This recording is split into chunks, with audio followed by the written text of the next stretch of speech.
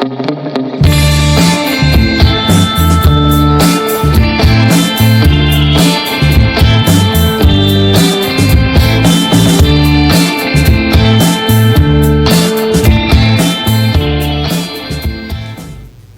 इससे पहले की वीडियो में हम लोगों ने देखा कि भाई जो दो चीज़ें अगर आपस में कांटेक्ट में रखी हुई हैं तो उन पे एक फोर्स ऑफ अट्रैक्शन वर्क करता है। फिर हमने ये भी देखा कि फोर्स ड्यू टू ग्रेविटी क्या होता है। हमको मालूम है कि F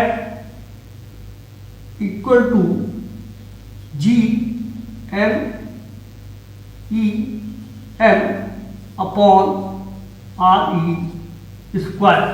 कब?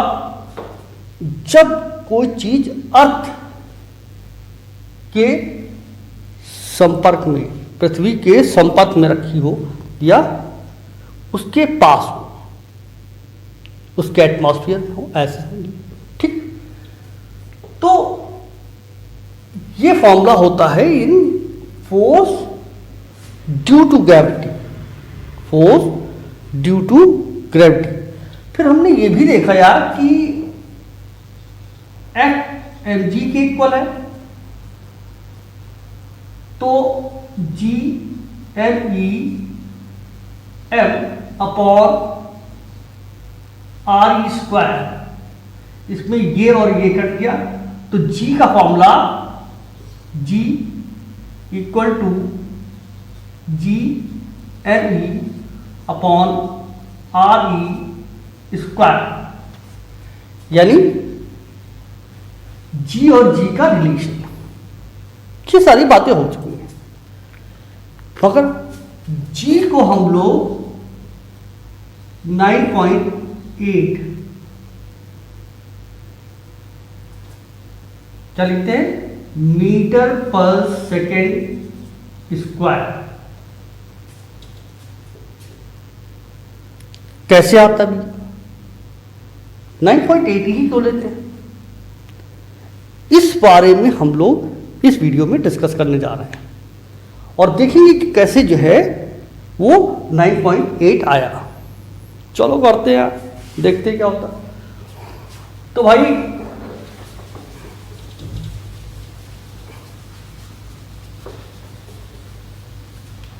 ये फॉर्मूला याद रखिएगा, क्योंकि कुछ इंटरेस्टिंग चीज भी बतानी है। तो G equal to G M E R E square. M E mass of earth, R E radius of earth. ठीक, वैल्यू रखनी है हमको। कितने लोग ऐसे हैं जी को, जिनको जी की वैल्यू, यानी कैपिटल जी की बात कर रहे हैं। अब दोनों जी जी हैं तो फिर आप क्या कर सकते हैं यार। खैर, कैपिटल जी की बात कर रहे हैं तो ये ग्रेविटेशनल कांस्टेंट की वैल्यू, कितने लोग ऐसे हैं जिनको क्लियर है? यही पूछ लेंगे यार, हम कुछ भी पूछ सकते हैं। ठीक, तो जी जी की वैल्यू होती है 6.67 इंटू 10⁻⁻11।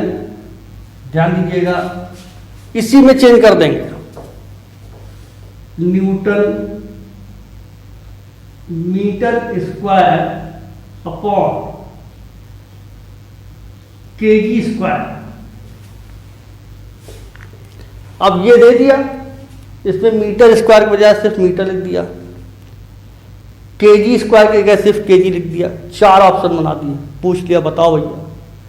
अब अगर नहीं क्लियर है तो फिर खैर आते हैं। तो भाई इस तरीके से ये हो गया। अब दूसरा, एम ई मास ऑफ अर्थ, ये कितना होगा? ये जो है वो है 5.96 इंटू 10⁻24 kg। अब ये कोई लोग ना कह देना यार कैसे पता चला, तराजू वराजू लेके नहीं कहते, ठीक है ना भैया, क्लियर हो रही है? दीज आर एजम्पशंस, है ना। इसके बाद आर ई कितना है, ये है आपका 6.37 इंटू 10⁻6 मीटर। अब कोर के अंदर कोई घुस के तो नापने गया नहीं, कोई नापेगा नहीं, नापेगा तो हमारा इतना गर्म है, वहां कौन जाएगा? अब सूरज की कोई रेडियस नापने जाएगा नहीं, नापने जाएगा, ठीक है ना। तो दीज आर एजेंसी, मीन्स हम लोग किसी चीज़ से ये जो निकाली जाती हैं चीज़ें, ये निकाली जाती हैं कि भाई हमने जैसे पी वेव और नाम सुना होगा आपने, है ना, तो उनके थ्रू जो है जैसे हम लोग निकालते हैं। तो इस तरीके से ये जो है चीज़ें हमारे पास हैं, इनकी वैल्यू रखते हैं यार। तो भाई आइए साहब वैल्यू रखते हैं। G ME upon RE square, तो 6.67 into 10⁻11 newton metre square upon KG square.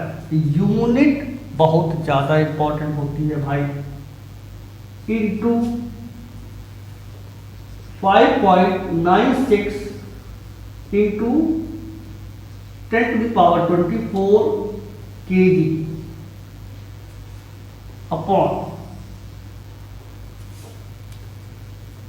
ये 6.37 इंटू 10⁻6 मीटर होल स्क्वायर, क्योंकि रेडियस का स्क्वायर दे रखा है। अब भैया इसको ओपन कर लेते हैं, तो ध्यान दीजिए कैसे कर रहे हैं इसको। 6.67 इंटू 5.96, ठीक है, इंटू ये माइनस में है, ये प्लस में है। मल्टीप्लिकेशन में पावर ऐड होती है, मल्टीप्लिकेशन में पावर ऐड होती है कब? जब बेस एक ही होता है। और भैया ये बेस तो एक है, 10 पे है, 10 पे पावर वो भी है, मगर ऐड का मतलब ये माइनस का है वो प्लस का है, तो डिफरेंट साइन सब्ट्रैक्ट हो जाते हैं। तो भैया वो हमने यहाँ लिख दिया, वो चूंकि पॉजिटिव बड़ा था तो बड़ा हो गया। अब जान लीजिए न्यूटन मीटर स्क्वायर पर किलोग्राम स्क्वायर इंटू ये की। अब भाई साहब को थोड़ा नीचे ले आओ, इक्वल टू ये ऐसे करके ऐड, इसको करते भाई, तो ये हो गया 6.37 इंटू 6.37 इंटू इसमें 12। कोई डाउट तो नहीं यार? जब ब्रैकेट के अंदर कोई चीज होती है तो पावर मल्टीप्लाई होती है, ऐसे ऐड होती है, ठीक है ना। जब जनरल मल्टीप्लिकेशन होता है तो ऐड होती है, और जब ऐसे होता है तो मल्टीप्लाई होती है। तो भैया ये हो गया, और मीटर स्क्वायर ये रखेंगे क्योंकि ये स्क्वायर है। ठीक, अब इसको जब हम सॉल्व करेंगे तो क्या हो जाएगा भैया, इसका सल्यूशन है ना, तो 3 हम देख ले, कंप्यूटर थोड़ी ना, देख ले भैया हमने सॉल्यूशन किया था। 397532, थोड़ा सा वाइस तक नीचे लो, ठीक है, और ये 4005 नहीं था क्या, 4057 और 69 ऐसा, ठीक है। और इसको ध्यान रखिए क्या हो रहा है, ये 12 है और यहाँ 13 है। डिवीजन में पावर सब्ट्रैक्ट होती हैं तो ऊपर 1 बचेगा, क्योंकि 13 - 12 ऊपर ही बचेगा, नीचे अलग खत्म। यूनिट क्या क्या हो रही हैं, इसके स्क्वायर से ये कर दिया तो मिल रहा है न्यूटन मीटर स्क्वायर, ध्यान दीजिए है ना, ऊपर तो केजी रहा नहीं, नीचे क्या रहा, मीटर स्क्वायर है और केजी। ठीक, अब इस मीटर स्क्वायर को इस मीटर स्क्वायर को उड़ा दो तो हमको मिला क्या यार,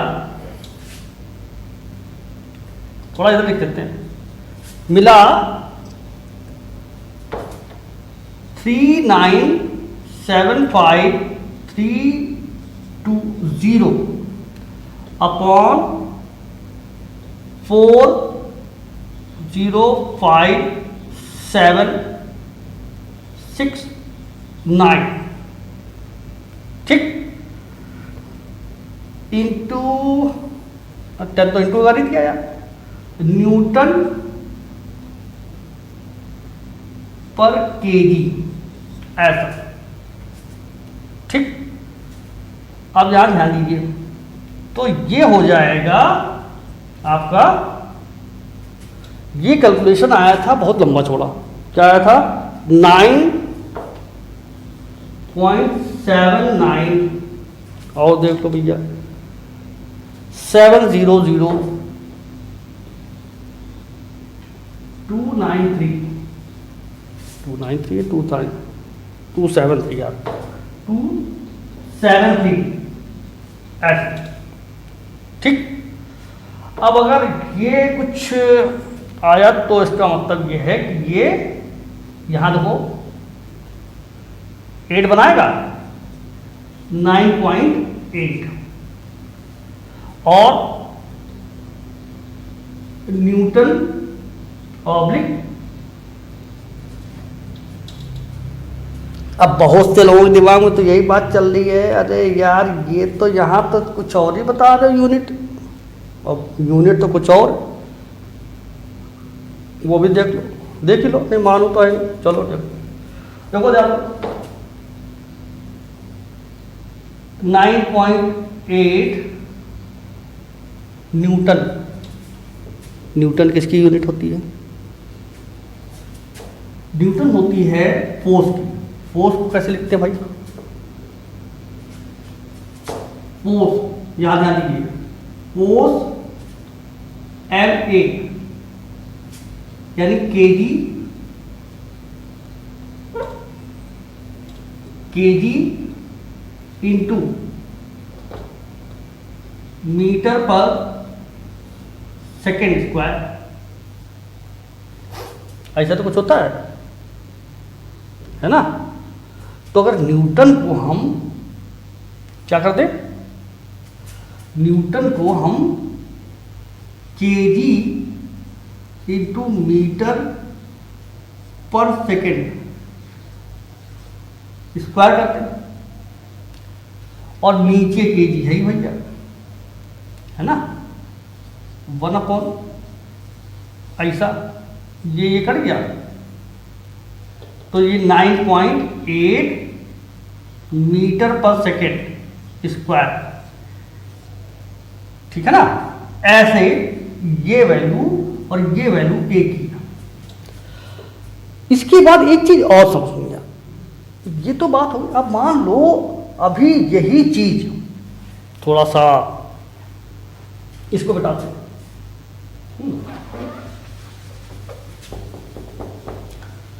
अब मान लो यही चीज F यानी फोर्स ड्यू टू ग्रेविटी की बात करें, तो क्या होगा कि ये जो kg है हट जाएगा। क्यों? क्योंकि अब यहां पर फॉर्मूला है G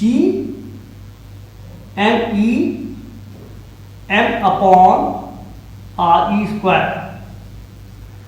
तो भैया क्या हुआ कि ये m है, ये kg मास ऊपर kg रहेगा और नीचे kg है, तो m इक्वल टू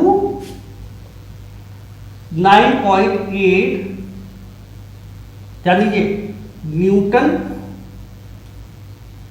पर kg इंटू kg, ठीक है ना। g की वैल्यू कितनी हो गई, और 1 किलो का मास जो है, यानी 1 किलो मास पे अगर यूनिट मान लें तो 1 किलो मास पे कितना मतलब फोर्स रहेगा, फोर्स ऑफ अट्रैक्शन हम ये कहें तो वो ऐसे कुछ आएगा, ये कट जाएगा। इसी वजह से सिर्फ न्यूटन रह जाता है, ठीक है। तो F equal to 9.8 newton force of attraction due to gravity. This is acceleration due to gravity. Unit जरूर से जरूर ध्यान रखिएगा, अक्सर लोग इस पर कंफ्यूज जाते हैं। मैंने अभी आपको एग्जांपल बताया जी वाले केस में ही कि भैया कुछ भी पूछा सकता है, एक दो चीज़ें गायब कर देंगे, पूछ लेंगे बताओ। अब नहीं पढ़ा तो फिर ढूंढते रह जाओ। मिलते हैं नेक्स्ट वीडियो में। Thank you.